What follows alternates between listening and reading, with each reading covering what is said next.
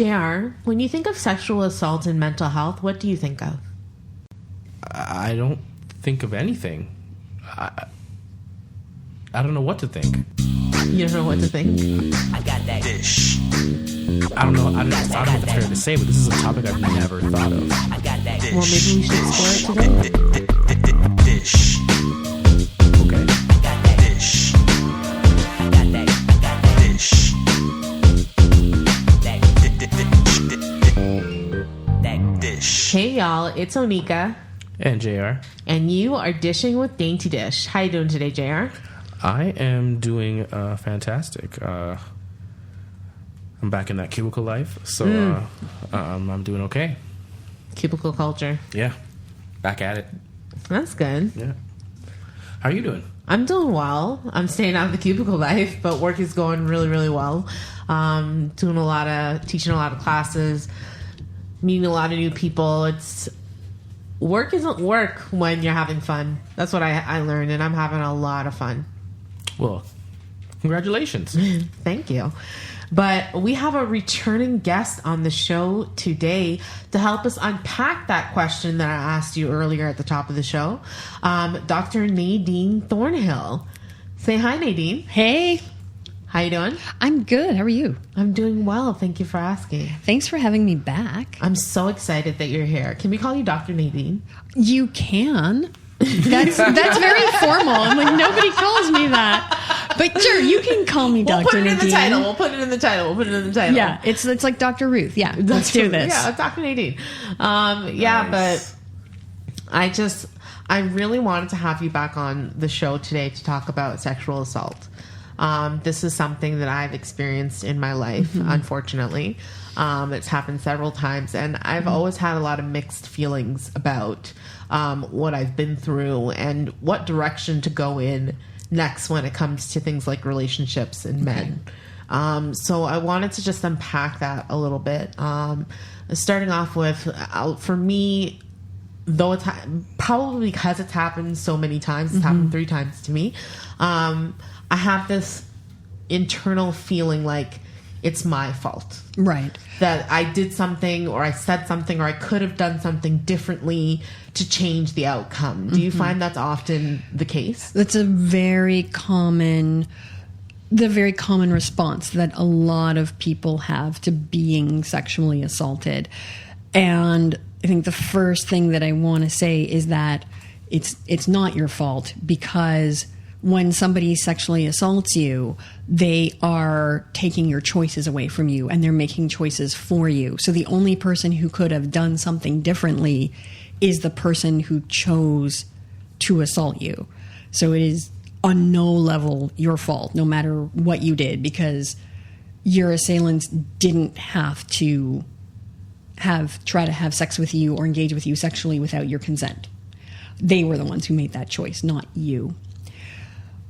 I will also say that it is actually very common for people to experience multiple sexual assaults in their life, particularly youth who are sexually assaulted, youth who are assaulted when they're under the age of 16, particularly women and people who identify as women or girls, have a significantly increased chance of experiencing at least one more sexual assault later in their lives. So what you've been through is actually a much more common experience than a lot of people realize. Why do you think that is, that under the age of, because my first assault happened at 14 and my second one was at 18, my last one was at 27. Okay. So why do you think that at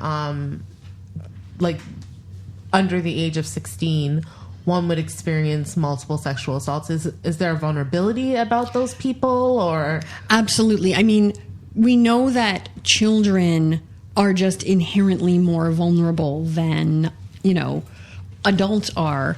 And so predators predators who prey on children, they do that because they are specifically looking for people who are vulnerable.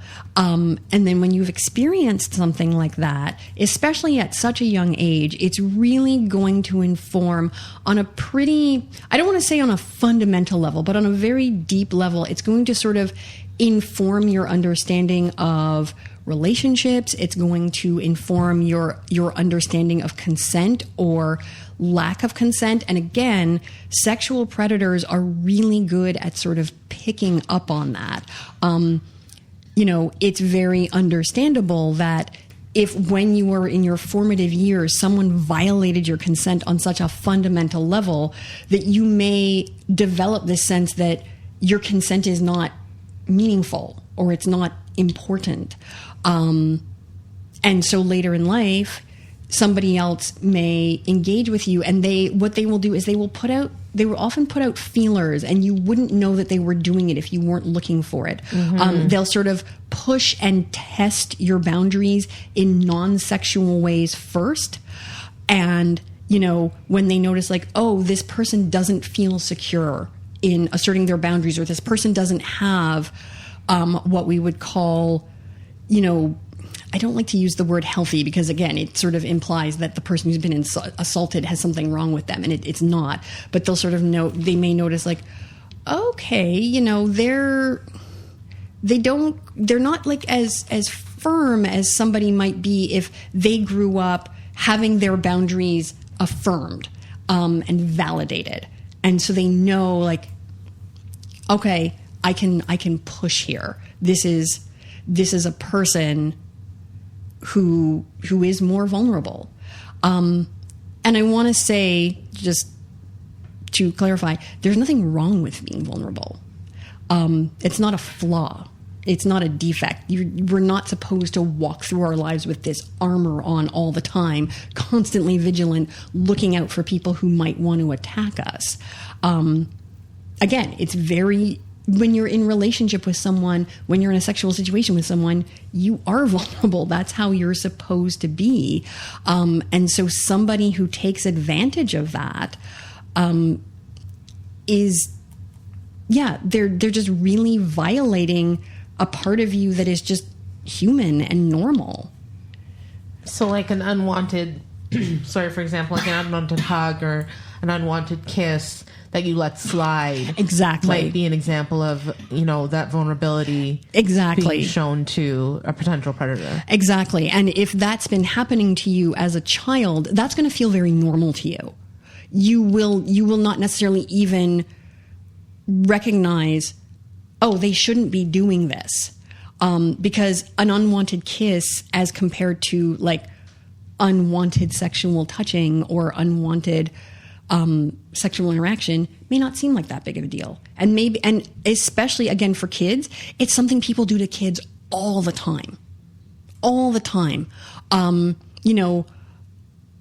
I think most of us, if we haven't experienced it ourselves, have at least witnessed, a kid who doesn't want to hug their grandmother or their auntie, and then their parents say, no, you go and you hug them, you give them a kiss. You haven't seen them in a long time. That's the polite thing to do.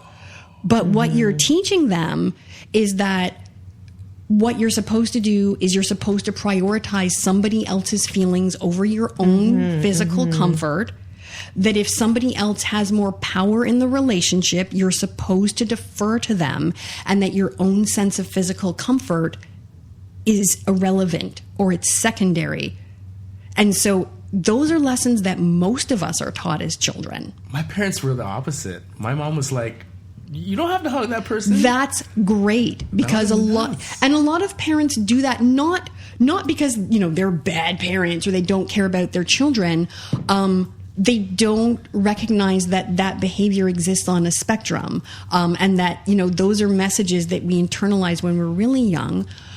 Also, as women, we're also taught and trained from a very early age to prioritize other people's comfort, to prioritize other people's feelings, to be nice. Be nice. Don't hurt that person's feelings. And so it doesn't occur to a lot of us that, if somebody's kind of like, hey, like I'm going to rub up on you a little bit, whether you're comfortable or not, it doesn't occur to us to be like, get off me, because that's rude. You know, and particularly when we're women and girls, being rude, hurting someone's feelings is one of the worst things that you can do. It's completely unacceptable. And so even that just general social conditioning makes us vulnerable to predators. I don't know if this is a real thing, but I'm going to throw it out there anyways. The Madonna whore complex. Now, from what I understand from like what I learned way back when, it's kind of like a, you know, if someone is sexually assaulted or goes through a traumatic experience, they either become like either a virgin, like frigid, or they become, you know, they spread themselves around like plentifully. I don't know. Is that correct? Is that basically what that is? Some people can respond that way. There's sort of a few different interpretations of Madonna whore, but that can be sort of one way that might play out. Broadly speaking, Madonna whore complex is just sort of the idea that women can only be one or the other. Like you're either pure and virginal and you sort of reject sex except under like very specific circumstances, or you're a slut and being a slut is a bad thing and it means that you have absolutely you have no boundaries, you have no discernment, you'll just have sex with anybody. And the truth of the matter is, virtually no one is like that. Like no one is an either or. But some women in response to being assaulted, some people in response to being assaulted may just pull away from sexual interactions altogether. Or, they may, have a lot of sex with, a lot of different people that they may not necessarily want to have sex with. And I'm very reticent to talk about promiscuity broadly, because I think as long as you're having sex that you want to be having with people you want to be having it with, have sex with whomever you want to, whenever you want to. And I don't want to put any judgments on that. But I think the reason that might happen for some people, or some people respond in that way, is because it's a way of controlling the situation. If I don't have sex with anybody, then I'm controlling it and nobody can hurt me. Or if I have sex with people regardless of whether or not I actually really want to, or I'm really attracted to them, they can't assault me if I consented to it first. It reminds me a little bit of people who have been bullied, been teased about some aspect of who they are, and so as a defense mechanism they start mocking themselves and becoming really self-deprecating, and it's well, you can't make fun of me if I make fun of myself first. So it's a way of trying to gain some agency, which again is very understandable, because when somebody assaults you, they've taken your agency away. They've taken your choices away. And so, again, it's very normal to feel like, well, I just want to feel like I am in control of this somehow.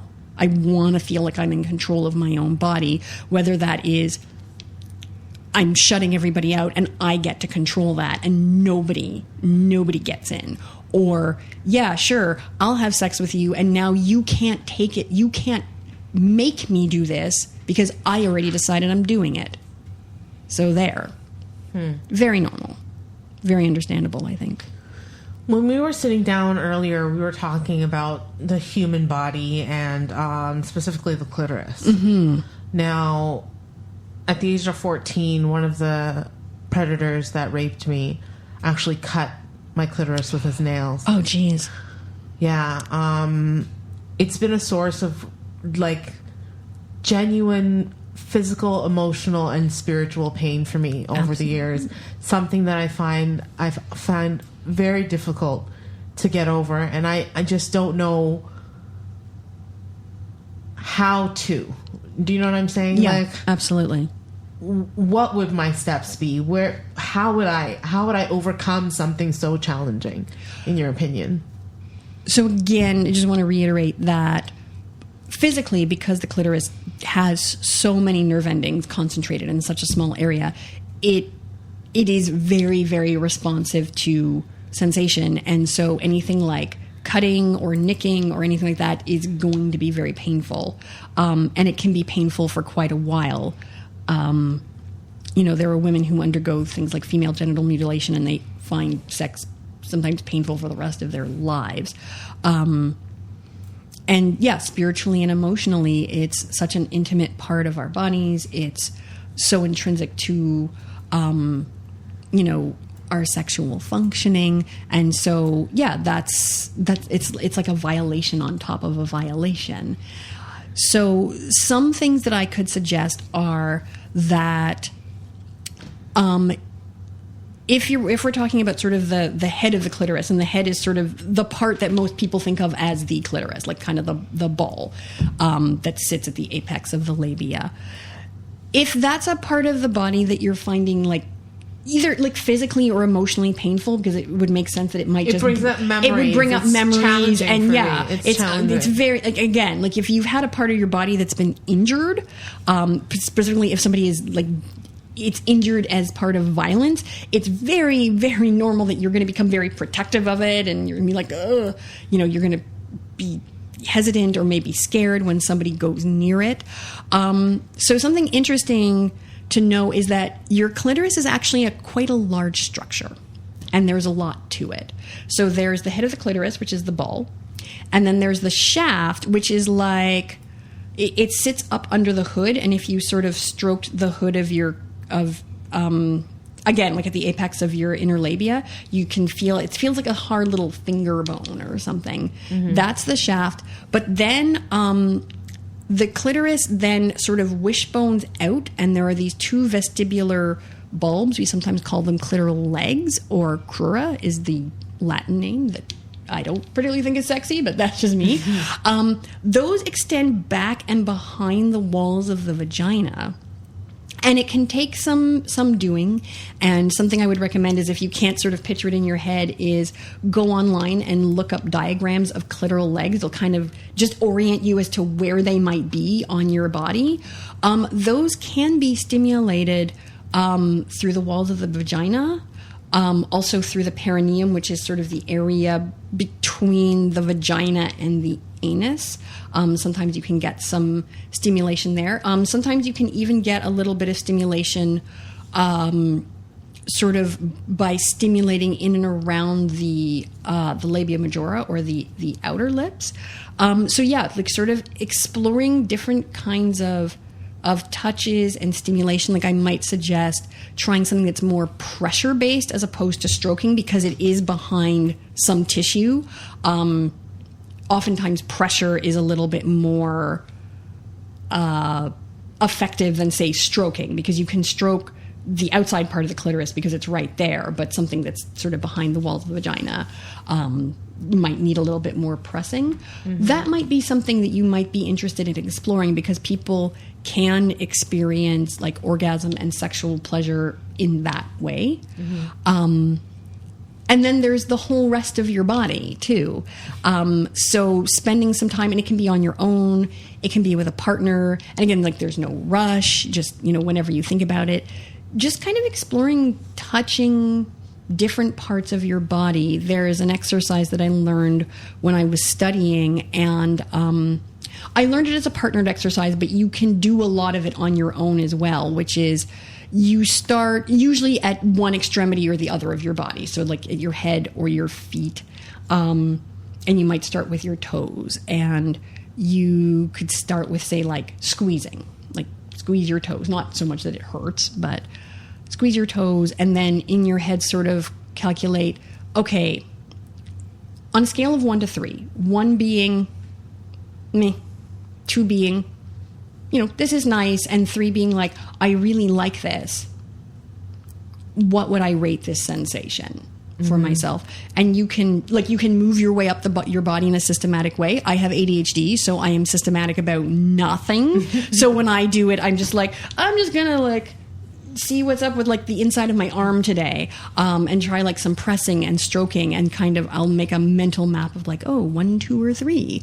How does this sensation feel? And yeah, kind of mapping out like, what are other parts of my body too that can feel really, really good.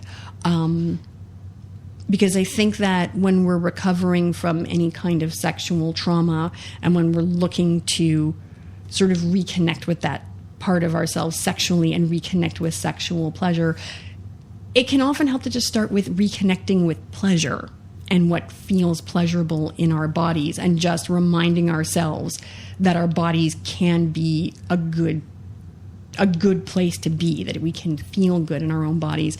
And it doesn't always have to start or even end with our genitals. Mm-hmm. Yeah. I find, since the sexual assault, I always have to be in some type of state of intoxication. Okay. High, drunk. Okay. On cocaine. Right. You know, any just or manic. Okay. You know, when I have my manic episodes, I get quite promiscuous as well. I always have to be in some kind of condition. I just can't be sober. I can't be, you know, just quote unquote normal. Right. Within myself with that whoever that person may be. Even when I had a long-term partner, we would always have a drink and smoke before we proceeded to have intercourse. Right. And the minute he was done, I would do this thing he thought was kind of cute, but not realizing I just didn't want him to touch me anymore. I'd kick him off of me. Okay. Like I would physically, I need you to be off of me now. Okay.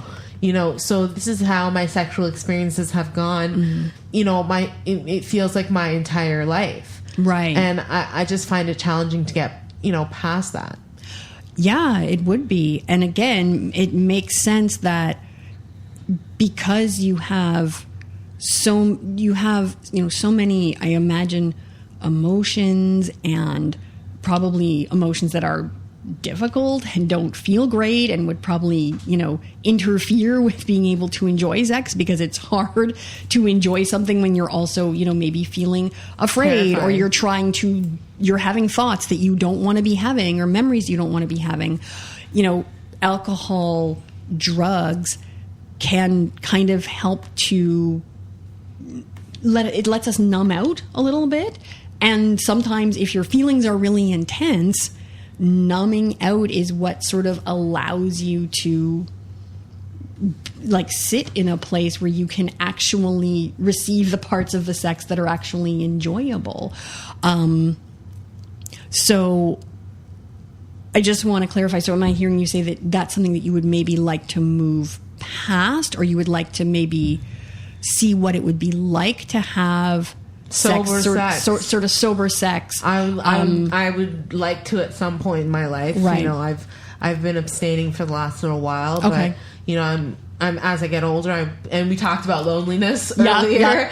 The two only children don't get lonely, but yeah. I have a sister. I get lonely sometimes, and I'm wanting to delve into the idea of, you know, possibly having a relationship, but I'd like to have, you know, be able to have sex in a sober and you know, healthy way.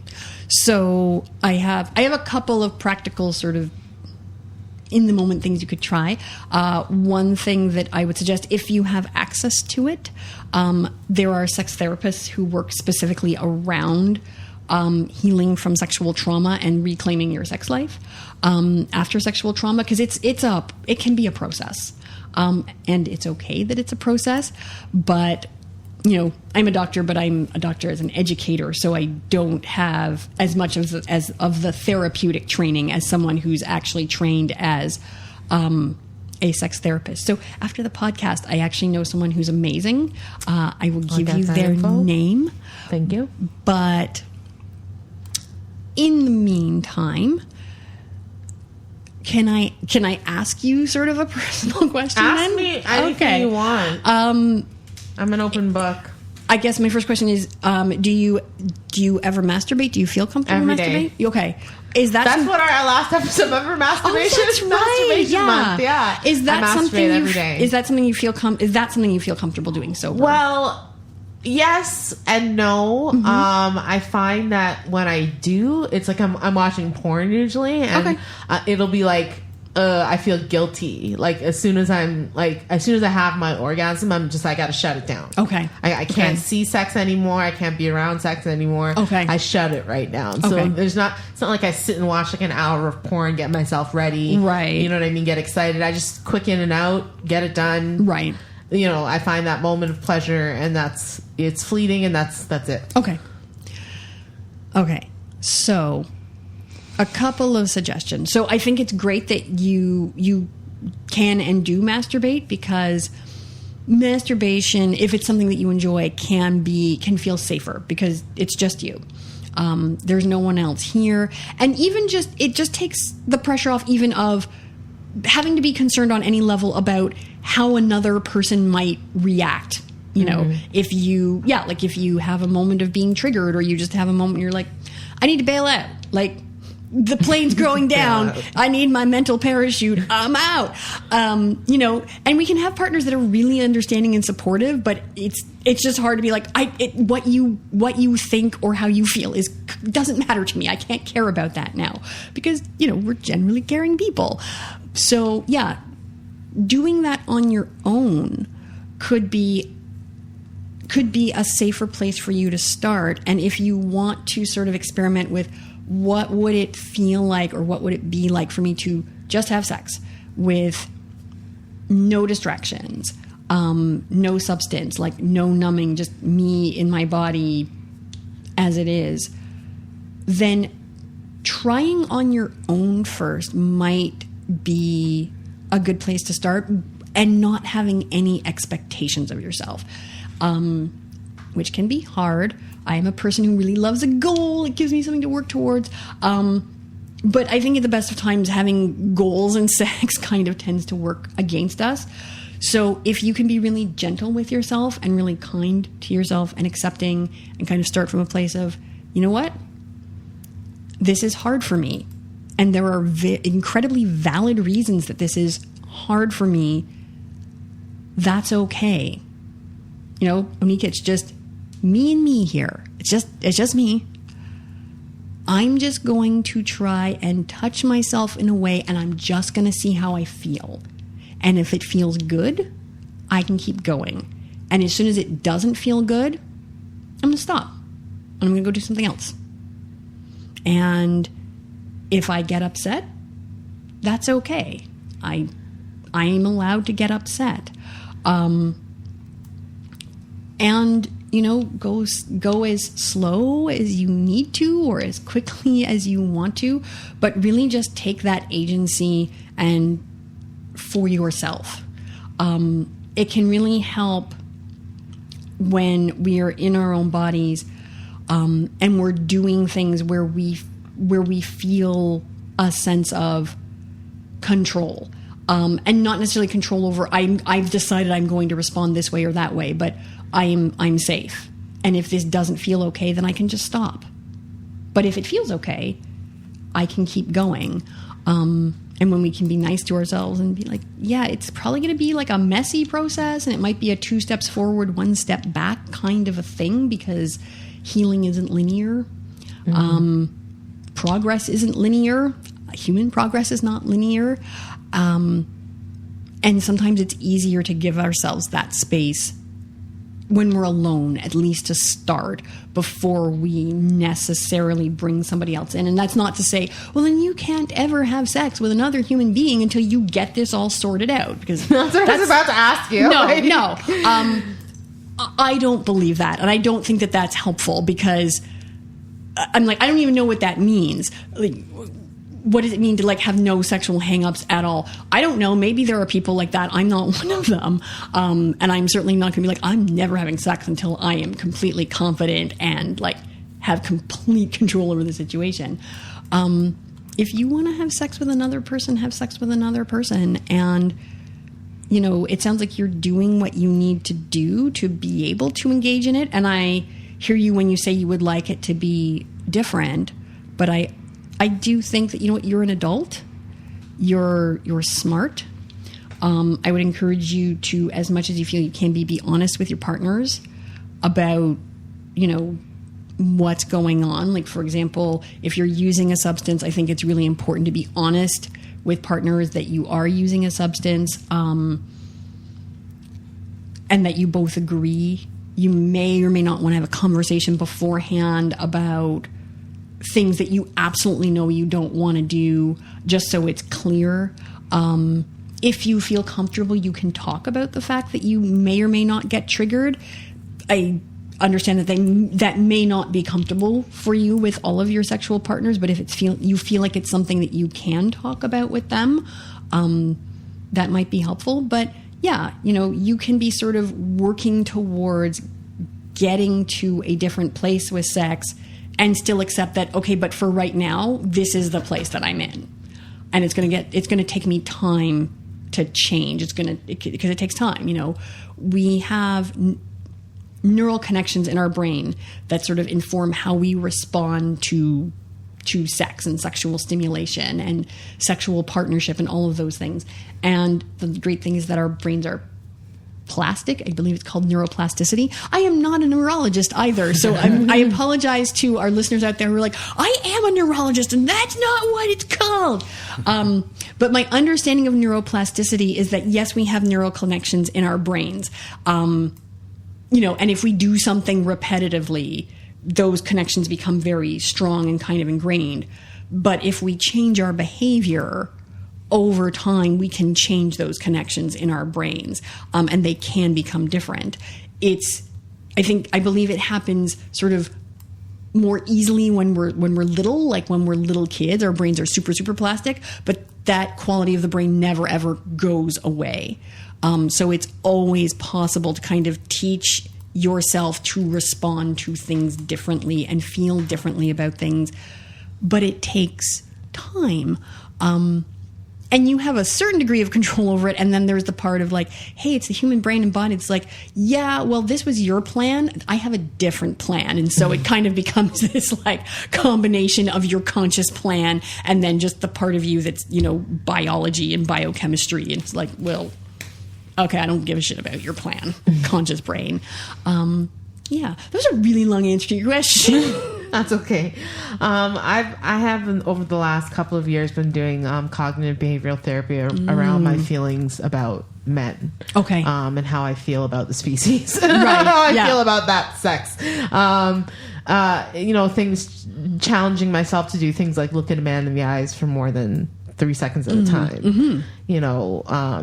Being comfortable in a space with a man alone, or I did different like experiments with my therapist, but now I'm at the point where those things I'm comfortable with those things now, and good. I'm more and more trying to get in tune and in touch with some of the things that you were saying earlier about my body. Yeah. But I'm concerned because I wonder how much my partner will understand what I've gone through and how it'll affect the actual partnership. Right. Like it feels to me sometimes impossible that I will, find that special someone who will understand all my sexual hang-ups. Right. And just, figuring out how to go about having that conversation with your partner. Yeah. That brings some trepidation. A little bit of trepidation. That's tough. I can tell you, just to share a little bit about me and my partnership. So I've been with my partner for 20, I think we're coming up on 25 years that we've been together and we've been sexual partners. And I've experienced some sexual violence, and then there's just the, being a woman who exists in the world and you go out in public and people are assholes to you and treat your body like public property. That sucks. And having mental health issues, and none of that goes away when we're suddenly being sexual. And even after being with him for 25 years, there are still times where I'm like, oh my God, like this is just such, like, it just feels so messy. And I don't know how to articulate the messiness. I don't know how to make him understand what this feels like. And we had a conversation very recently where it suddenly clicked in my own head, and I was like, you can't understand because you haven't experienced it. Can you just accept that this is what goes on for me? If you can, like, and yes, he can. You know, like I'm happy to talk to you about it. I'm happy to open up to you about it. And I do, but I realize, and I think it sort of let me off the hook too, where I was like, I'm never going to be able, there just aren't the words. I can talk about this for the rest of my life, and he won't know in the way that I know, and in the way that another person who has been through similar experiences will know what it is to live with this, and live with this stuff in your head, and live with this stuff that is also in your body. Like, it is in your physical body. It isn't just thoughts that you're having. When we go through trauma, you know, our bodies release certain hormones, and those go like all throughout our physical bodies. We have like physical reactions. There's muscle tension. There's all this stuff happening in our bodies. And so, you know, I would like to give the really simple flippant answer of, well, you know, you just have to live in your truth. And, you know, when you meet that, and if like a guy can't accept that, then he can just leave. Which, you know, if we lived in an ideal world, yeah, of course. But the thing is, it might be hard for someone to understand it. And I also don't want to be like, yeah, so you just be alone until you find that rare unicorn who's like, I get it. I completely get it. We don't need to talk about it. I don't have any questions. This is never going to like get kind of like hairy and gnarly, and it's like we're never going to have a fight about it or cry about it or whatever. Yeah. I was like, that's not really good advice, I realize, but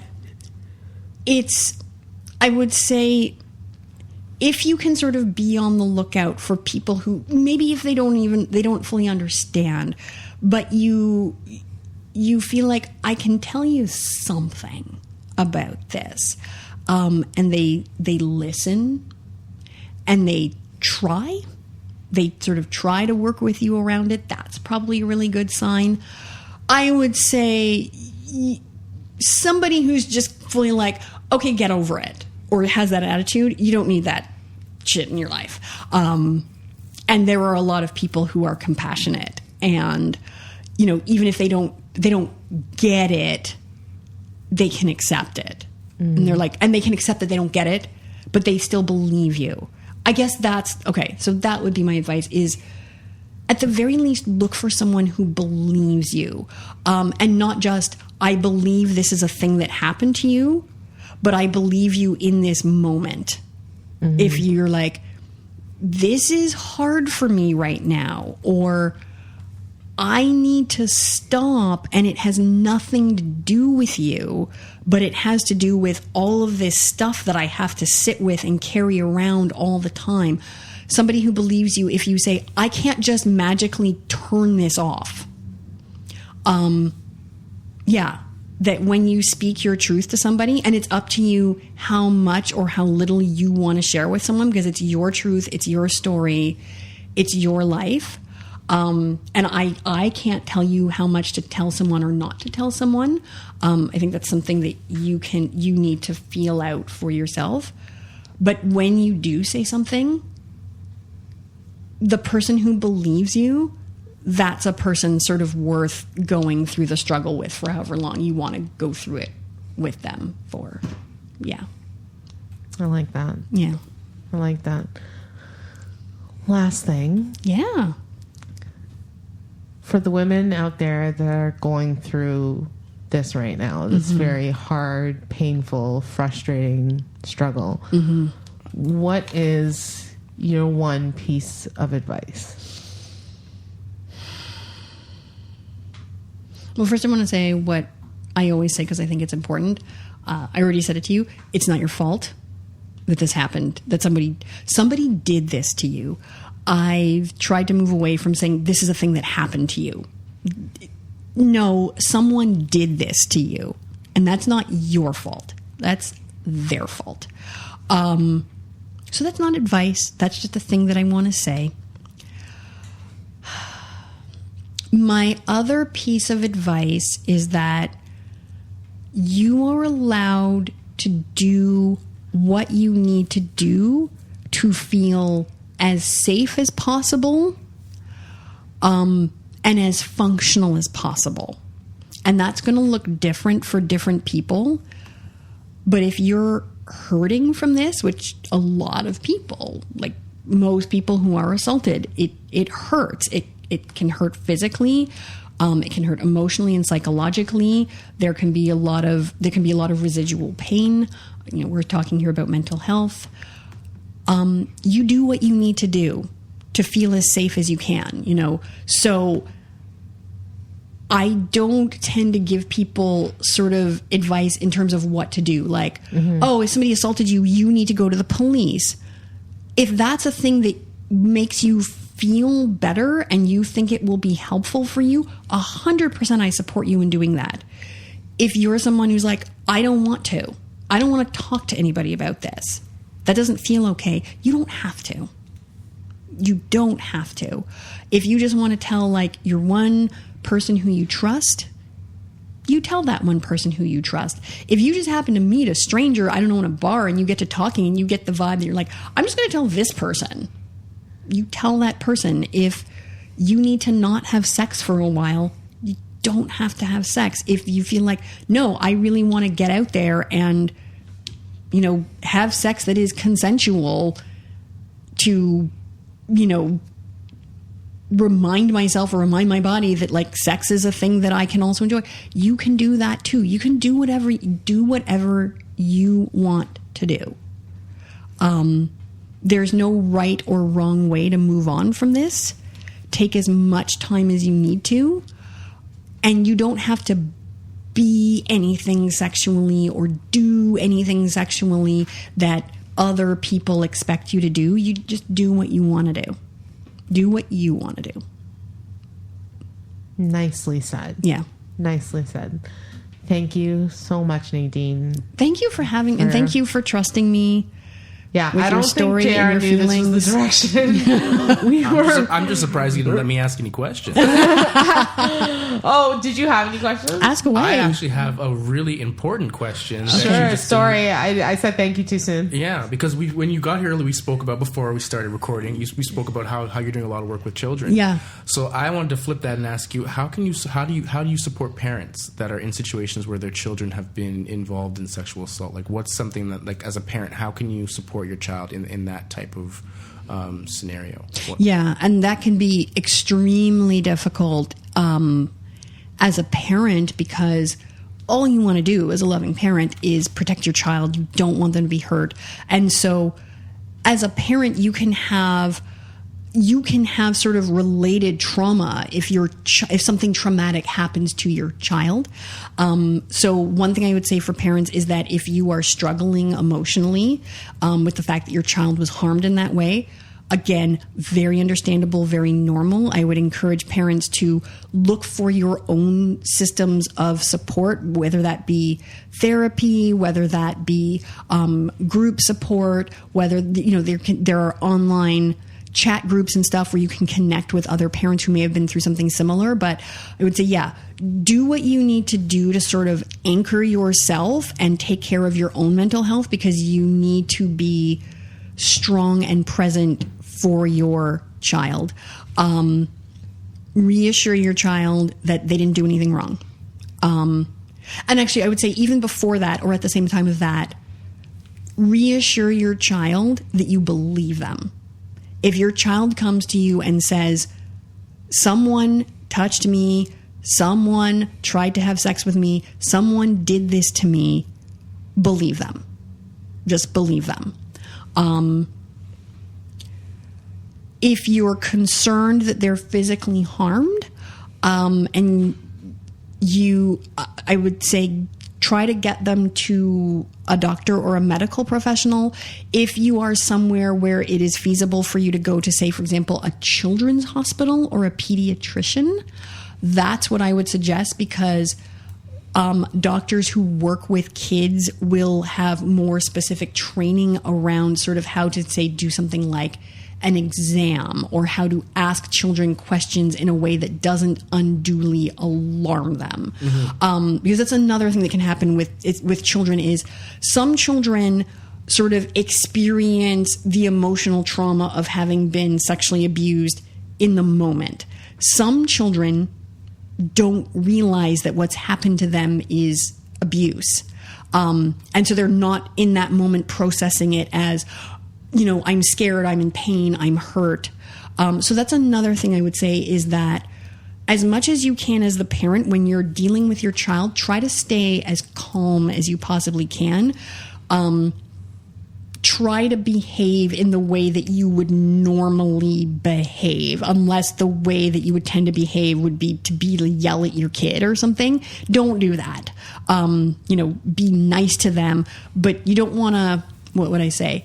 If your child comes to you and says that, an adult or an older person has, basically abused them sexually, and they may not frame it in that way, but you understand that that's what happened.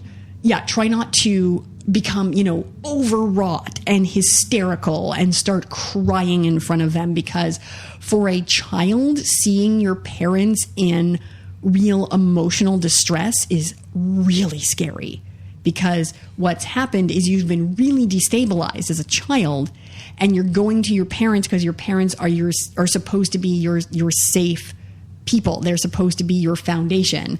And I understand that it's so hard. It's one of the hardest things about being a parent is sort of being like, okay, I'm fine. I'm good. I've got you.